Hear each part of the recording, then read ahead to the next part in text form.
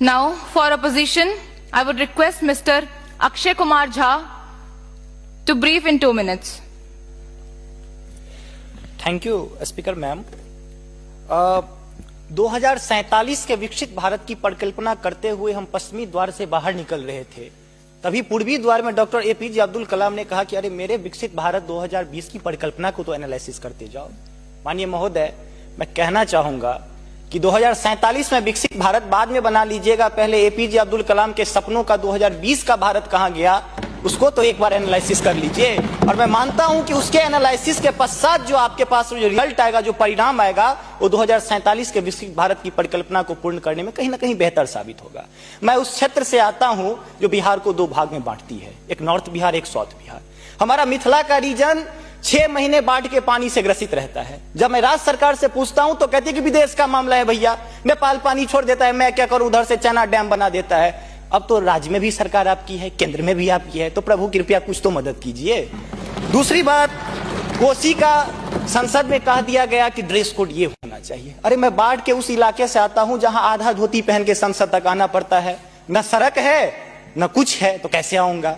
उसी क्षेत्र का एक नंगा बच्चा हमसे कहता है कि साहब मैं बाढ़ से ग्रसित हूं, और दक्षिण बिहार का एक बच्चा कहता है कि मैं सुखाड़ से ग्रसित हूं, मेरे पास पीने के लिए पानी नहीं है। बीच वाला एरिया कहता है मैं नरसंहार से परेशान हूं। तो बिहार की एक परिभाषा बनती है कि उत्तर में बाढ़ है, दक्षिण में सुखाड़ है, बाकी जो बचा नरसंहार है, यही बिहार है। अब मैं कहां जाऊं।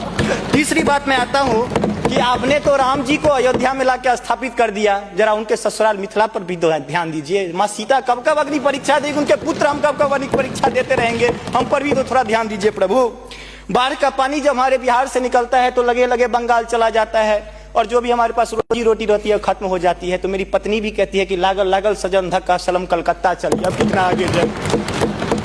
आगे आते हैं, और पर्यटन की पर्याप्त संभावना है। एक बार आप कृपा करके देखिए, पर्यटन मंत्री बैठे हुए हैं। अब ताजमहल मुमताज महल की याद में बना, आपने उसको 7वां अजूबा में शामिल कर दिया। अरे हमारे यहाँ गया में दशरथ माझी छेनी लेके पूरा पहाड़ तोड़ दिए, इससे बड़ी और क्या बात हो सकती है। उसको पर्यटन के लिए रखिए। और ये जो भूखमरी, बेरोजगारी और शिक्षित राज्य की जो हम पर वो जो पीठ पर धो रहे हैं, वो हमको इसी तरह की कविता याद दिलाती है कि तू सिंह मारती गैसी, मैं कोने में दुबका बैल प्रिय, मैं पीपल सा सीधा साधा, तुम उस पे लटकी चुड़ैल प्रिय। तो ये अशिक्षा, बेरोजगारी हम पर चुड़ैल की तरह लटकी है। तो there is politics behind every politics. स्नातकोत्तर राजनीति विज्ञान में पढ़ाई होती है, उसको छोड़ के जरा राज्य और केंद्र में अब सामंजस्य स्थापित करके कृपा कीजिएगा प्रभु। बहुत बहुत धन्यवाद।